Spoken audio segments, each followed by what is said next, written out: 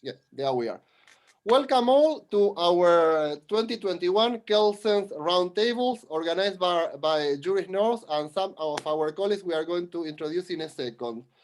Juris North, we are a discussion group. Right now we are global thanks to the pandemic, that was a blessing.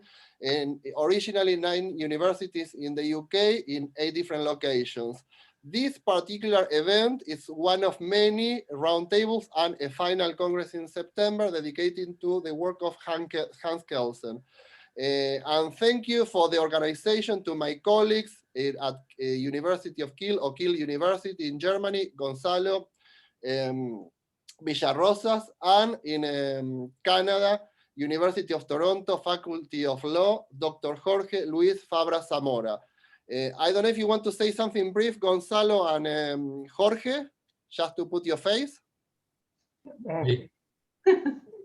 That's Jorge and Gonzalo. Say something, if not the mic is not... I just want to say something very quick. I want to thank everybody for being here. And I would like to thank my co-organizer, Gonzalo and Jorge, for having this wonderful opportunity. One of the main goals, as I see it, is to create this community it's a scholarly community called Kelsen, and we are people from many different places, which is something really awesome, but we are all interested in the same family of topics. So I'm really thankful to the speakers. I'm really thankful to my organizer and to all of you, for taking some time on this difficult moment of the world. We have more worthy some things to think about than Kelsen, but I guess we all like this, and thank you so much. I strongly appreciate it. Thank you, Jorge. Gonzalo, do you want to say anything? I can only share these words. That's all. And thank you very much. Thank you very, very much. Professor Olechowski for accepting the invitation. Yeah. Good. Very briefly, I'm going to explain. I'm going to do the admin, so that's the only part that you're going to see me today, and then a very brief introduction. Then I'll give the floor to Gonzalo. Very briefly, how we do things at Juris North, different from other discussion groups. We use a Rawlsian methodology. In the sense, we do have one expert. Today will be Professor Olechowski, and the rest of us are people. No professors or students. We are here, people willing to learn from each other. That means we are entitled to ask any questions we wish. We have people from different jurisdictions, from China to Brazil. We have different cultures, different professions, different backgrounds. So the idea is to play the game. We don't know, we simply ask Professor Olechowski. One other thing, I'm conscious as well, we have different styles today. If you wish to ask a question, you will have the opportunity after Professor Olechowski's presentation to do so. You may do it in 2 ways. If you're an introvert, you may write the question down at the bottom of your Zoom. You will have a chat box. Simply write down the question or comment. Gonzalo, Jorge, and we are more than happy to speak on your behalf. However, if you're an extrovert, we have dialogues here. So simply open your mic. Let us know before, raise your hand. You will have the opportunity to open your mic yourself and simply fire your question to Professor Olechowski. That will be the very first part of the session. Again, we will be recording Professor Olechowski's presentation, not the questions and answers. After we finish with the questions and answers, we will carry on with the roundtables part of this session, which is the brainstorming. We have today 4 different authors from different jurisdictions talking about the particular relationship between national law and international law according to Hans Kelsen. We will follow a different kind of procedure. Again, that is the brainstorming part of the section, and Jorge will explain this to us later on. Without anything else to say, welcome on, and let me change very quickly my background. Welcome all to Hans Kelsen's 2021 Roundtables. The idea is simply to try to work together on something that is a guilty pleasure to all of us, Hans Kelsen and his work. In particular, that is my copy of his Pure Theory of Law in Spanish. This is one of my very first books when I started my law career back in Argentina. Born in 1881, still very influential to many of us. I'm going to as well take a bit of time to dedicate this particular session, and I asked the permission to Jorge and Gonzalo to do this, to two people, the late John Gardner from Oxford University, because to me, I live in the UK, and to me he was the one bringing Kelsen to the Anglo-American world, in particular the UK, because in the UK we tend to teach only hard.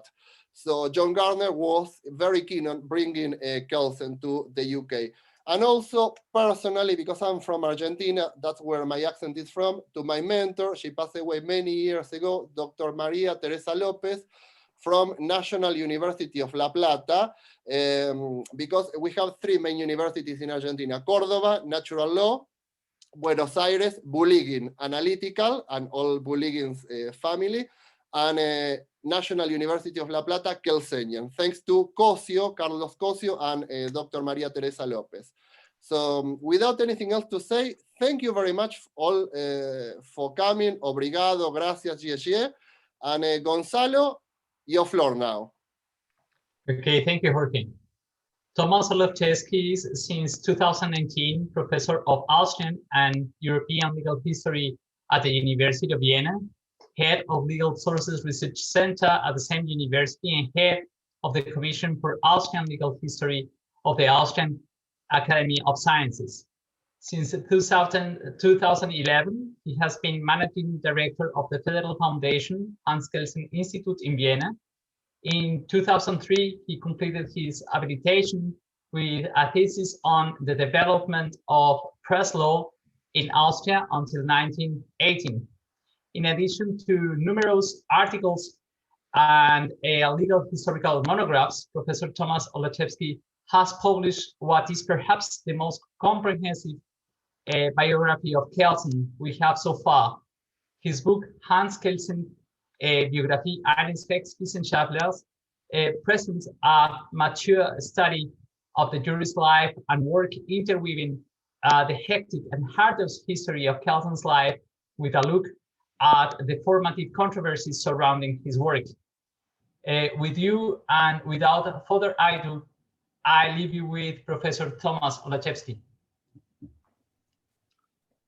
Thank you very much, ladies and gentlemen. Thank you for the kind invitation. I hope you can understand me clearly. It's a very honorable invitation to speak in this very first panel of this conference. And I'm very pleased that Kelsen is so popular also in England, that an event of its own has been dedicated to him. As Jörg have said already, this is the second time till 2010 when John Gardner held his conference, Kelsen revisited at University of Oxford, which I also attended. The title of the conference then was an allusion to the essay by H.L. Hart, Kelsen Visited, in which Hart reported his argument with Kelsen from 1961.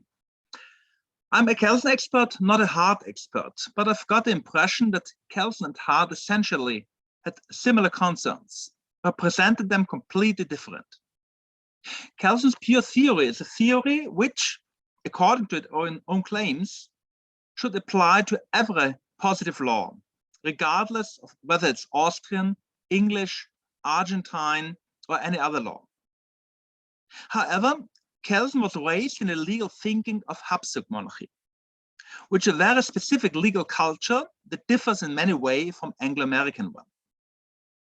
Both the dominance of codified law and distinction between formal constitutional law, simple laws, but above all, separation of administration and jurisdiction are part of the legacy of the Habsburg monarchy, on which Kelsen naturally built. In his autobiography, there are very interesting remarks in the reasons why Kelsen equated the state with its legal order. Kelsen said, "It may be that I came to this point of view, not least because the state that is closest to me, and which I knew from personal experience, the Austrian state, was evidently just a legal entity in the face of the Austrian state, which was made up of so many and different groups according to race, language, religion, history. Theories emerged with an attempt to base the unity of the state on some social, psychological, or social biological connection of the people legally belonging to the state, obviously as fictions. Insofar as this theory, the state theory, is an essential part of the pure theory, the pure theory can be considered as specifically Austrian theory. When Kelsen wrote these sentences, he had been living in the United States for 7 years already. Here he struggled to gain recognition for his teaching, and the reasons for his failure have already been discussed a lot. It was probably not for one specific one, but a whole series of reasons which led to the fact that the pure theory in the United States remained a path not taken, as Jeremy Tellman put it. Positivism, as such, was not rejected, as the success of H.L. Hart makes clear. Hart apparently succeeded better in conveying positivistic legal thinking to British and American jurists. Rather, it was a case law system of the United States which was not compatible with terminology of pure theory. Also, the language problem played a big role. It's a big problem for me, you have to understand. The form of language influences the form of thought, and every translation of a text is already an interpretation of it, giving it a new meaning. Dear ladies and gentlemen, I would like to speak to you today about the problem of the democratization of administration, which Kelsen has repeatedly raised. Of course, it's not the central point in his theory. However, connecting the lines between Kelsen's legal theory, his theory of democracy, and his collaboration of Austrian federal constitution, and thus Austrian constitutional history, can be shown here very well. I also want to show how many parts of Kelsen's thinking were time-bound, and that you often need a background legal history in order to be able to understand Kelsen properly. So please, be prepared to meet a slightly different Kelsen than the one you already know from his classic books like The Pure Theory. The Habsburg monarchy was a product of absolutism. In 18th century, strong rulers such as Maria Theresa and her son Joseph II in particular had formed a unified state from a large number of countries with different legal systems. The most important support was a bureaucratic apparatus. On this was based a very special sense of class, a professional ethos of civil servants, which in a certain way still has an effect today. Emperor Joseph II had given the officials strict obedience. Their own volition had to take a back seat. The civil servants, who at the time also included the judges, were always considered apolitical. And by and large, they met this high standard. Not only the judges, but also many administrative officials, even subordinate departments, had a legal education at a university. The bureaucracy was strictly hierarchical, and every civil servant had superior right up to the emperor, who liked to see himself as the first servant of the state. Each superior body could issue instructions to the subordinate bodies, so that the will of the state leadership penetrated down to the bottom. Only civil and criminal justice had been excluded from this since the beginning of the 19th century.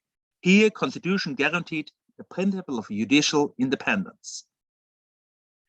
It should be remembered that both Hans Kelsen and his most important disciple, Adolf Merkel, the real inventor of the Stufenbau der Rechtsordnung, the hierarchical structure of the legal system, had themselves started their careers as civil officials of Habsburg monarchy. They were therefore used to think in hierarchical structures. Well, absolutism ended in Austria in 1848, and an era of constitutionalism began, in which the emperor and parliament had to work together in matters of all of the three powers: legislation, administration, and jurisdiction. The dogma of separation of powers became the guiding principle of various constitutions that passed at that time. In 1920, in his essay Vom Wesen und Wert der Demokratie, Sense and Value of Democracy, Kelsen explained in retrospect that the separation of powers in the 19th century had been seen as a guarantee of freedom. However, to Kelsen, it was meant to provide the monarch who had been pushed out of absolutism into the restriction of constitutionalism, a final preponderance over the power of people concentrated in parliament. The people were fobbed off with participation legislation, so to speak, while the executive remained in the hands of monarch. Only theoretical short-sightedness or political intent could pass the principle of separation of powers as a democratic one, Kelsen judged. But what was the theory behind the system of separation of powers? For Kelsen, the answer was clear. It was a theory that legislation, administration, and jurisdiction were three essentially different functions of the state. Legislation and it alone be it that creates law. The jurisdiction, on the other hand, is mere application of the law. As far as administration is concerned, however, traditional doctrine did not see it as a legal function at all, but as a function of the state. The state pursues its own goals with it, and administration can exist independently of the law. As I have said already, Kelsen developed the thesis of the identity of state and law. With this, the doctrine of the essential difference between jurisdiction and administration had to collapse. For him, both were just specific ways of enforcing the law. Incidentally, this is not as revolutionary as one would initially assume. John Locke, father of the idea of separation of powers, only distinguished between a legislative power and the executive power. Montesquieu, 100 years later, named three powers. However, the two powers Montesquieu compared to the legislative power initially referred to as executive power in matters concerning international law, the other one as executive powers in matters concerning private law. Only for the sake of simplicity, Montesquieu named the first in the broader context of his Esprit de Loi quite as executive power and the other as judicative power.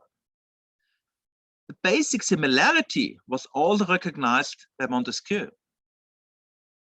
Here too, I want to make a reference to Kelsen, who was involved in the creation of Austrian Federal Constitution in 1920, and in particular proposed its structure. And this constitution had a chapter named Execution of Federation, which is divided in a section administration and a section jurisdiction. The legislator Kelsen was faster here than theoretician Kelsen, who only wrote in detail on this problem in writings that appeared after 1920. So, what is the difference between administration and jurisdiction?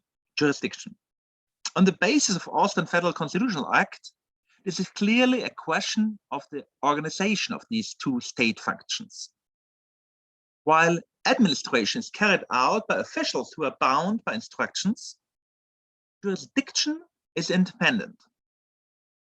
According to Kelsen, there's no theoretical justification for why some matters, just as civil law or criminal law, are carried out by independent judges, and the remaining matters by officials who are bound by instructions.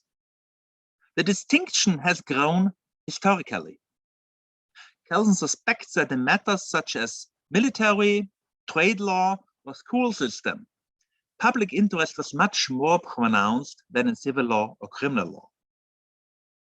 I think he would have found his confirmation if he had dared to look across Austrian border into countries such as England, for example, where the borders between justice and administration are by no means so, but rather large areas of what counts as administration on the continent are carried out in the form of jurisdiction. Another connection that Kelsen points out is noteworthy, and it cannot be explained theoretically, but only historically. Precisely because the courts are independent, the laws to be enforced by them are extremely detailed. Nulla pöna sine lege would be a principle that can be cited here as an example. In contrast, administrative authorities have a much greater degree of free discretion. Their actions are much less determined by laws, but by the instruction of their superior authorities. As Kelsen also emphasizes, however, activities of administration are only partly judicial and thus comparable to jurisdiction. Rather, he divides the administration into two areas and calls the part in which administration acts like a judiciary as indirect state administration. The state only pursues its goals indirectly by issuing bans and authorizing them, for example, by issuing a driver's license or imposing a traffic fine. However, there is the area of direct administration in which the state takes direct measures to achieve certain goals. For example, by building a school or building a hospital. He could also leave this to the private sector and authorize them to do so, but chooses the way of doing this through its own state organs, civil servants, as Kelsen deliberately calls them here, and thus enters into a certain competition with the private sector. But also in this second function, in which the administration does not appear sovereign with imperium, but simply acts. It's a legal function. The action of the state organs is a legal action, which in a developed constitutional state only on the basis of the laws, or at least within the framework of the laws. This brings us to legislation, which in traditional political theory is seen as power alongside executive and judicial power. Merkel and Kelsen contrasted this traditional image with the doctrine of the hierarchical structure of the legal system, according to which the legislature has its place not alongside, but above the executive and judiciary.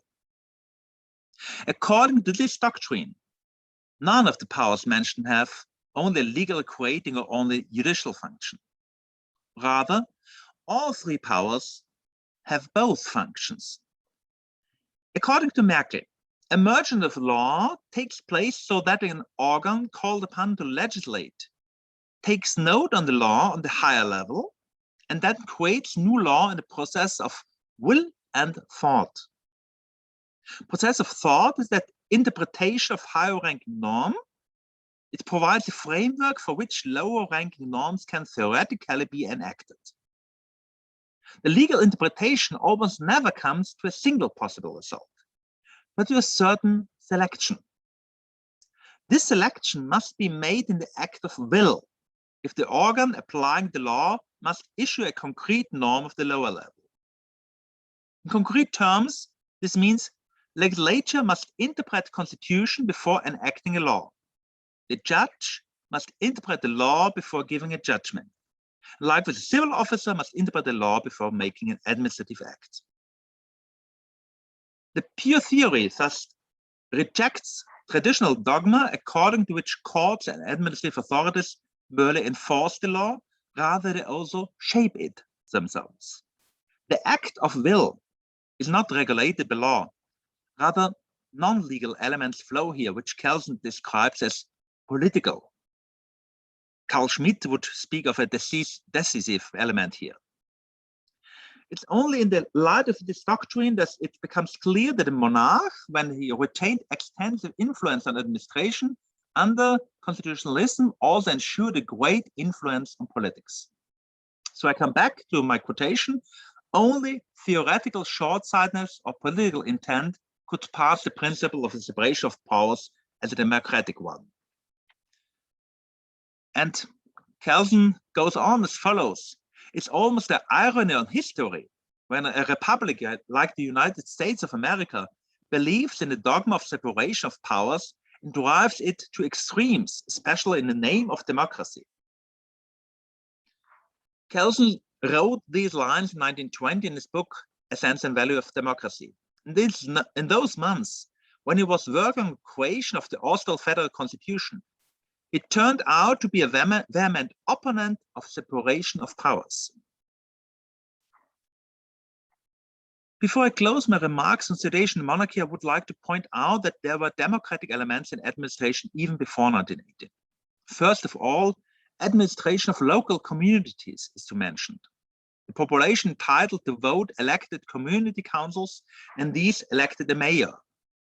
In a similar way, provincial state parliaments also elected a state committee which headed by a state captain, and which, in addition to competing with the imperial governor, performed certain administrative tasks in the states. However, it's typical of monarchist constitutional law doctrine that these organs were not perceived as state organs, but as a different body. It is a democratic community that does not want to be understood as an organ of autocratic state, Kelsen judges in retrospect. For him, this doctrine of a dualism of two systems of norms was highly contradictory, but at the same time was typical of traditional political theory.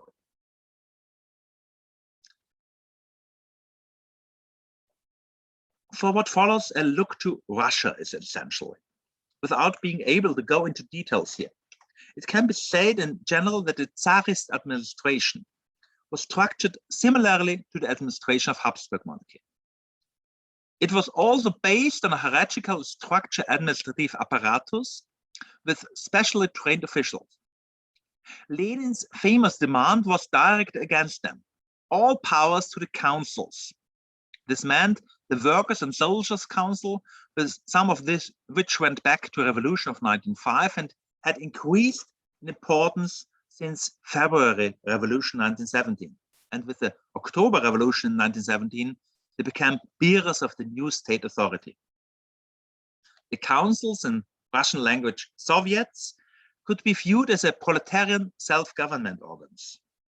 In every factory, in every troop unit, workers, peasants, soldiers elected councils from among the number, which performed tasks at the lowest level of administration, as well as, against from the midst, councils in higher bodies, up to the all-Russian Soviet voted. It's noteworthy that Kelsen writes about this Workers' and Soldiers' Council in A Sense of Value and Democracy. I'm quoting, the short terms of office, the possibility of recalling the people's delegates to the various Soviets at a moment's notice, and the resulting absolute dependence of the voters, the intimate contact with the primal will of people. This is democracy in its truest form. The democratization of administration, as it had happened in Russia and was also being discussed in Austria, was in principle welcomed by Kelsen. However, he pointed out that a Russian experiment to replace the Tsarist bureaucracy with councils had basically failed after just a few months. More than that, Kelsen described the situation in Russia as an administrative disaster. The reason for this was initially that its administrative model from the bottom up had led to complete fragmentation, since the central power owed its existence to the local Soviets. In addition, people elected to councils were completely inexperienced in administration, and did not have professional knowledge that was necessary to manage companies or enter governor districts. More and more often, the old Tsarist officials were called back to the offices, and councils were simply put to the side as a control body. But such control was hardly possible because of the one-party system which prevented any effective control. As in Russia, Workers' and Soldiers' Councils came into being into many other countries during the First World War.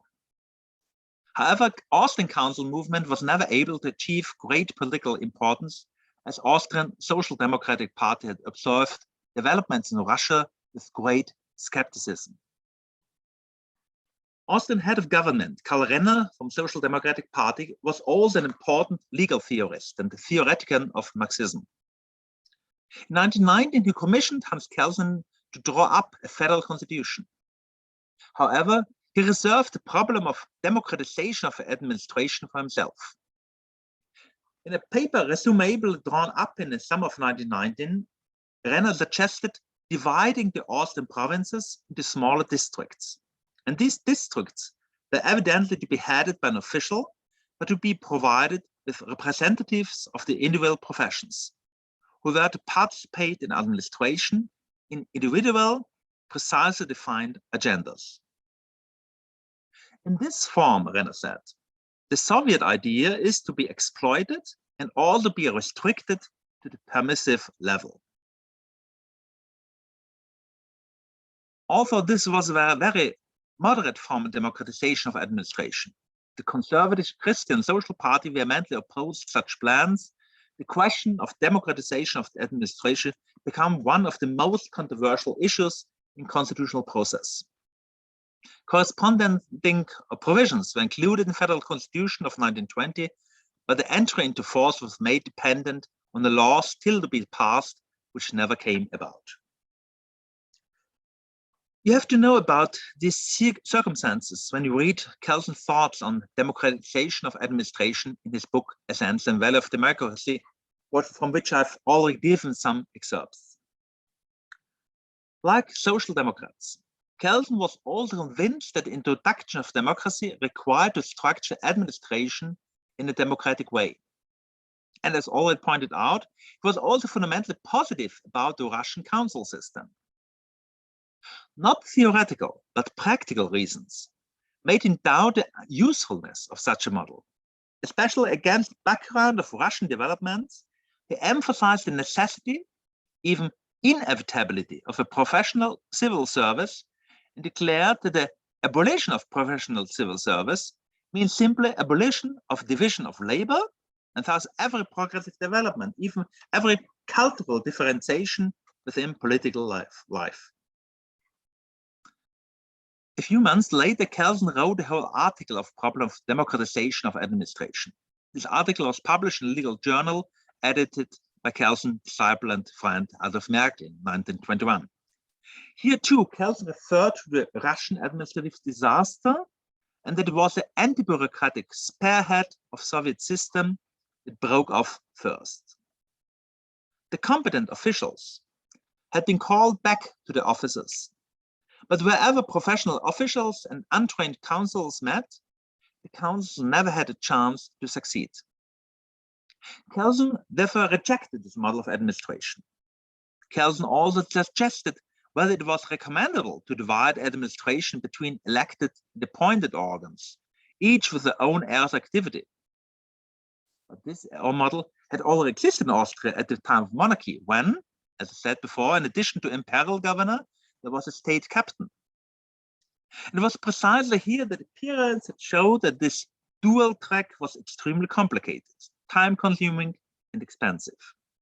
So Kelsen rejected this system too. Finally, there was a third option. Provinces should be subdivided into districts with an elected district captain, and each district captain should be assisted by appointed officials. This model was very close to the ideas Karl Renner have had in 1919. But here too, Kelsen had reservations. And a closer look reveals that he had now doubt to the entire idea of democratizing of the administration. In contrast to what Kelsen had written earlier, he now stated that administration was first and foremost law enforcement. And the best guarantee that laws are properly enforced is provided by officials who are bound by instructions. Experience has shown that elected bodies have completely different interests. They look first and foremost to the constituents, to whom they must account for their actions and by whom they wish to be re-elected. If an elected governor gave instructions to a district governor who was also elected, this would run into difficulties. This means that several democratic levels are in competition with another. Which of them give preference? Kelsen gave a clear answer to this question. The democracy of the whole must take precedence over democracy of the parts. In the interest of democracy itself, the administration should therefore not be democratized. At this crucial point, it's difficult to see what is Kelsen's real motivations were. We only find a very hidden reason. Kelsen was concerned with democracy of a higher whole. His preference for democracy of the whole was simply a political preference directed against federalism. His rejection of a democracy of parts arose out of a fear that the whole state could fall apart. In any case, however, with his writings, Kelsen made a significant contribution to the fact that the project of democratizing the administration in Austria was not pursued any further, and that the administrative structure of monarchy continued to exist for decades. The hierarchical bureaucracy in particular should now be the best guarantor for democracy, and the means of extraction were given a key position in this model of democracy. Adolf Merkel, I've mentioned already, wrote later a monograph concerning the problem of democratization of administration. And he too was on the opinion that it was the best for democracy if democratic government give issues to the bureaucratic apparatus. In this way, the democratic will can penetrate from the top of administration to the bottom.